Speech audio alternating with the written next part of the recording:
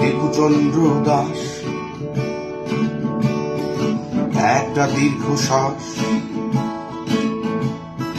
ধর্মের নামে খুন ওরা পুড়িয়ে ফেলল লাশ। দেবচন্দ্র দাস ঘরে 1.5 বছরের শিশু,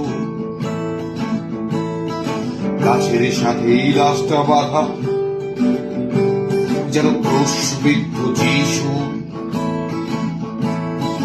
দেবচন্দ্র দাস দিত পোশাক কলে শ্রম, ধর্মের নামে সহকর্মীরা যেন সাক্ষাৎ জন। দেবচন্দ্র দাস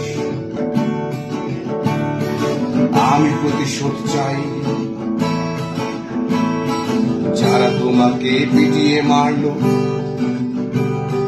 পুড়িয়ে করলো ছাই। দেবচন্দ্র